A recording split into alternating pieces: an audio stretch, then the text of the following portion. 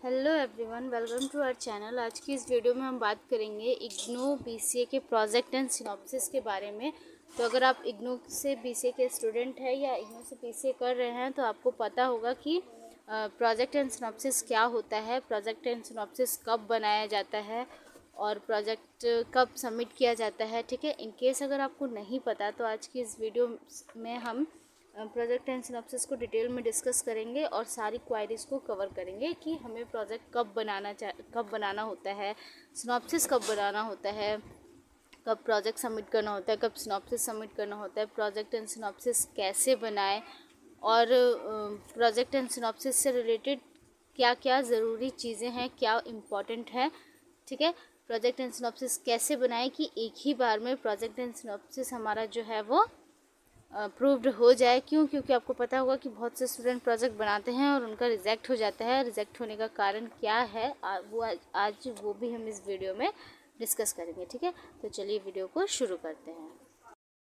तो सबसे पहले आपको 5th सेमेस्टर में सिनॉप्सिस बनाना होता है और जब आपका सिनॉप्सिस अप्रूव्ड हो जाता है तो फिर आपको 6th सेमेस्टर में प्रोजेक्ट सबमिट करना होता है और जब आपका ये प्रोजेक्ट भी अप्रूव्ड हो जाता है तब आपको एक वाइवा की डेट दी जाती है और फिर आपको वाइवा क्वालिफाई करना होता है। जब आपका वाइवा क्वालिफाई होता है तभी आप जो है बीसीए क्वालिफाई कर पाते हैं। ठीक है, तो ये एक प्रोसेस होता है ओवरऑल 6 सेमेस्टर के दौरान का। ठीक है, 5th और 6th इम्पॉर्टेंट सेमेस्टर्स हैं, इनमें आपको प्रोजेक्ट एंड सिनॉप्सिस सबमिट कर। अब हम देखेंगे कि प्रोजेक्ट बनाते समय क्या क्या हम ज़रूरी चीज़ें हैं जो प्रोजेक्ट में रिक्वायर्ड है। ठीक है, तो सबसे पहले हमको BCSP 64 का एक प्रोजेक्ट मैनुअल मिला हुआ है इग्नू की तरफ से, या अगर आपको नहीं मिला है तो आप उसे डाउनलोड भी कर सकते हैं। BCSP 64 गूगल पे लिखिएगा तो वो आ जाएगा, उसको डाउनलोड करिएगा। उसमें आपको डिटेल में बताया हुआ है कि क्या रूल्स हैं, क्या इम्पोर्टेंस है, क्या चीज़ें रिक्वायर्ड हैं एक प्रोजेक्ट या एक सिनॉप्सिस बनाने के लिए। सिनॉप्सिस को कितने पेज का बनाना है, गाइडर की क्वालिफिकेशन क्या है, सारी चीज़ें उसमें डिटेल में दी हुई हैं। ठीक है, लैंग्वेजेस कैसे कौन कौन से लैंग्वेजेस यूज़ करने होते हैं और जो प्रोजेक्ट है वो किस बेस्ड पे बनाना होता है। ठीक है, सारा कुछ दिया हुआ है। उसके बाद है हमारे पास एक गाइडर। ठीक है, गाइडर एक इम्पॉर्टेंट है।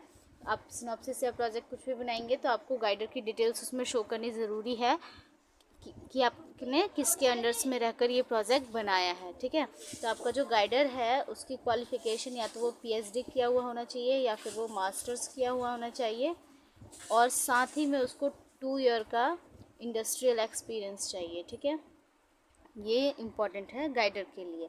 तो फिर आपको उसका रिज्यूमे या उसकी ID, गवर्नमेंट ID जो भी है वो आपको उसमें लगानी होती है अपने सिनॉप्सिस में। उसके बाद आते हैं प्रोजेक्ट टॉपिक पे। अब एक प्रोजेक्ट बनाना है तो डेफिनेटली एक टॉपिक तो चाहिए ही होगा जिसके ऊपर हमें प्रोजेक्ट बनाना है। तो आपको टॉपिक एक अच्छा सा अपने लिए सजेस्ट कर लेना है। आपको टॉपिक ऐसा चुनना है जिसके बारे में आपको थोड़ी सी नॉलेज हो। ठीक है, ताकि सिनॉप्सिस में आप उसको अच्छे से एक्सप्लेन कर पाएँ। और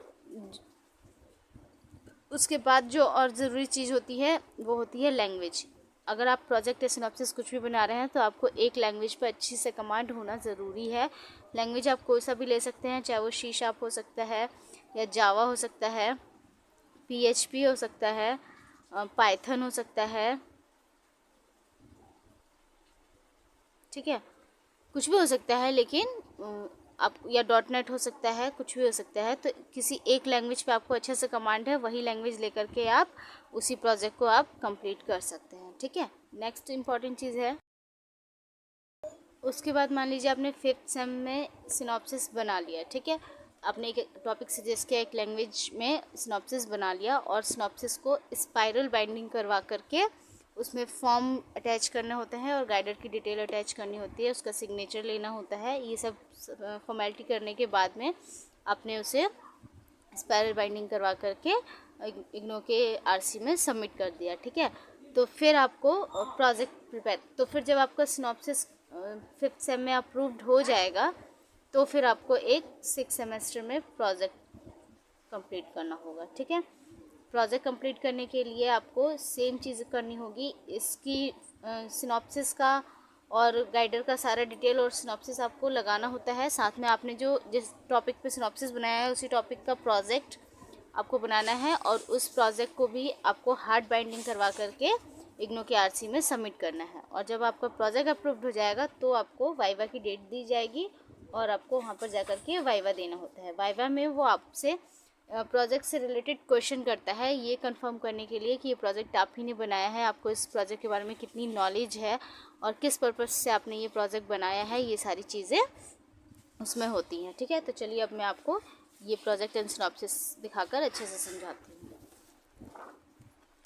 जैसे ये सिनॉप्सिस है बैंक मैनेजमेंट सिस्टम को लेकर के, और ये बीसीए के 5th सेमेस्टर में मैंने बनाया है। ठीक है, उसके बाद आते हैं कि मेरे गाइडर कौन थे। ठीक है, तो देखिए ये एक फॉर्म होता है जिसको आपको फिल करना होता है, और इसमें देखिए मैंने अपने गाइडर की डिटेल दे रखी है और उनकी क्वालिफ़िकेशन, उनका एक्सपीरियंस, वो सब मैंने यहाँ सबमिट किया है। और जब मैंने ये सिनॉप्सिस खुद बनाया था तो यहाँ पे मुझसे थोड़ी सी कुछ मिस्टेक्स हो गई थी, जैसे कि डीएफडी ओवरफ्लो होने का। तो उन्होंने मुझे यहाँ पे सजेशन में ये चीज़ लिख दी थी कि ये मैं गलती प्रोजेक्ट में ना करूँ, और उन्होंने मेरा प्रोजेक्ट अप्रूव्ड कर दिया था। तो ऐसी अगर कुछ सिली मिस्टेक्स होती हैं तो वो सजेशन में आपको दे देते हैं और आपका प्रोजेक्ट अप्रूव कर देते हैं। मगर जब आप खुद से प्रोजेक्ट नहीं बनाते हैं और आपको आइडिया नहीं रहता है तो उस केस में आपका प्रोजेक्ट जो है वो रिजेक्ट हो जाता है, और बहुत सी ऐसी मिस्टेक्स एग्जामिनर देख लेता है जिसकी वजह से आपका प्रोजेक्ट अनअप्रूव्ड वो कर देते हैं। ठीक है, नेक्स्ट जो चीज़ें लगानी है वो होती है सर्टिफिकेट ऑफ ओरिजिनलिटी।